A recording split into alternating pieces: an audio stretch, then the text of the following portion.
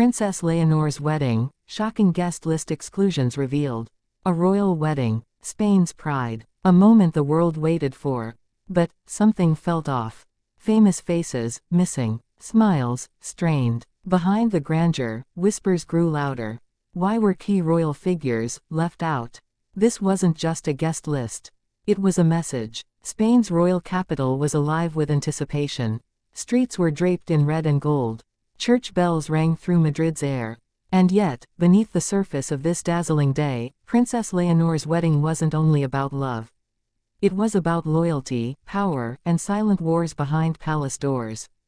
This was supposed to be the defining moment for the future queen, a celebration of Spain's next monarch, uniting tradition and youth. But when the final guest list was released, royal watchers, journalists, and insiders noticed something instantly.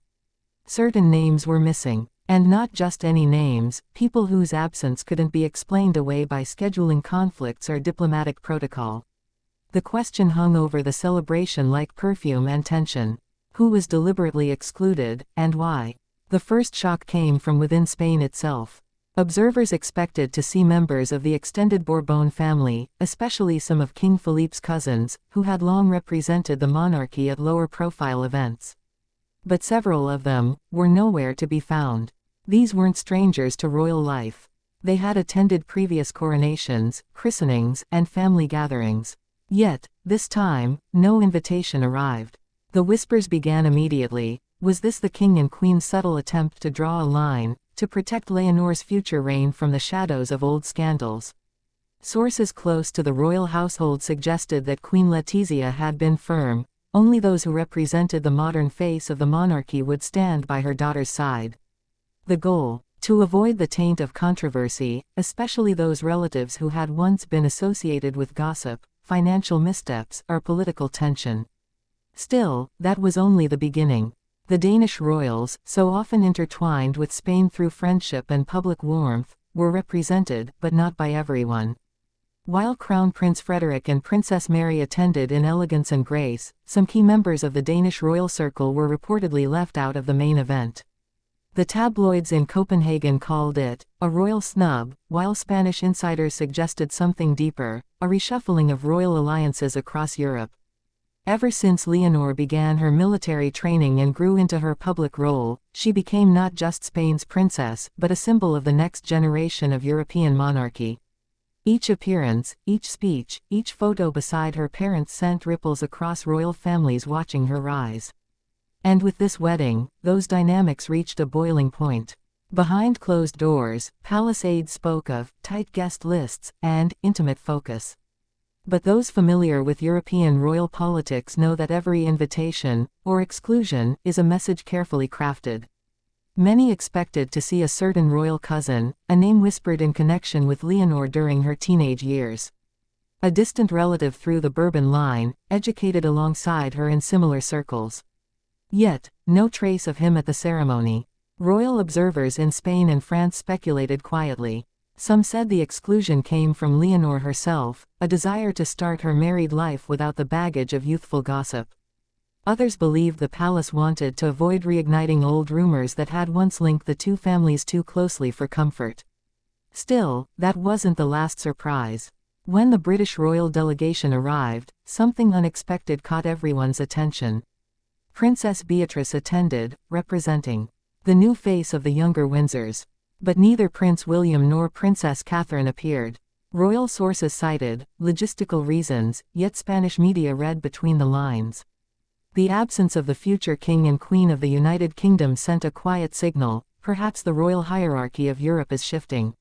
Maybe it was a matter of protocol, or maybe something deeper. The world could only guess. As the cathedral doors opened, Leonor appeared radiant, serene, confident, every inch the monarch she was raised to become.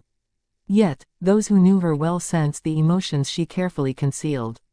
Because this day wasn't just about vows or crowns. It was about legacy. Inside the Grand Church, seated beside the world's royalty, her mother Queen Letizia's eyes scanned the crowd.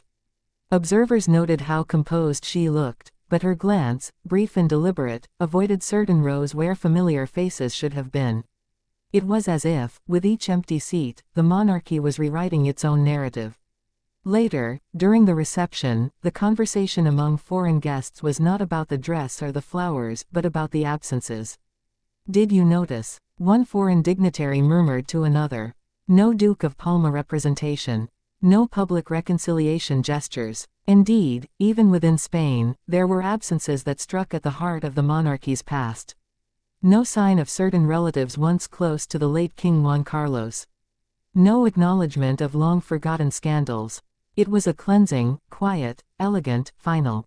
But what about the family patriarch himself? Speculation had swirled for months over whether the former king, Juan Carlos I, would attend. The answer came dramatically, hours before the ceremony. His name, not on the list. Instead, a short, carefully worded statement from Zarzuela Palace expressed deep respect and affection for the emeritus king, but emphasized that the day belonged to the future. In that single phrase, everything changed. This wasn't a rejection of the past, it was a declaration of independence. Leonor's wedding, then, became a symbolic coronation of sorts, not with a crown, but with a clean break. As the celebrations unfolded, photographers captured dazzling scenes, the newlyweds smiling beneath Spain's royal banners, the royal guards saluting, the cathedral bells echoing through the streets of Madrid. But even as music filled the air, whispers continued among the press corps. Who else didn't make the cut? A few familiar socialites from Madrid's elite, once favored by Queen Letitia's inner circle, found themselves excluded. Their absence was deliberate. The wedding guest list, it seemed, was not just about family, it was about values. Gone were the names tied to old money and controversy. In their place stood young leaders, scholars, innovators, and representatives of Spain's regions, Basque, Catalan, Andalusian, showing a modern, united nation behind its princess. It was a royal strategy disguised as a celebration. Every photograph, every seat at that reception table, every empty invitation was part of a quiet rebranding of Spain's monarchy. And Leonor was at the center of it all, smiling, poised, but unmistakably in charge. In the following days, the Spanish media's tone shifted. What began as gossip about exclusions became admiration for Leonor's composure. Columnists noted that her decision, whether personal or guided, proved her readiness to reign. She wasn't afraid to make difficult choices. She wasn't afraid to distance herself from the past. Even abroad, commentators began to see the message. The Spanish crown was redefining itself not through grandeur, but through discipline, restraint, and reform. The shocking exclusions weren't an oversight. They were a vision. Weeks later, when the official portraits were released, royal watchers took notice. In one image, Leonor and her husband stood beside her parents, the king and queen. No extended family in sight. It was intimate, elegant, and modern. The absence spoke louder than presence ever could. Spain was watching a transformation unfold, one that began not with speeches but with silence. And so, the story of Princess Leonor's wedding will be remembered not only for the beauty of its ceremony or the charm of its romance, but for what it revealed about power, legacy, and quiet defiance. Because sometimes, what's left unsaid, what's unseen, tells the truest story of all. A wedding meant to unite a nation, also redrew the map of Europe's royal future. And behind every glittering jewel, every whispered omission, every graceful bow, was the unmistakable truth.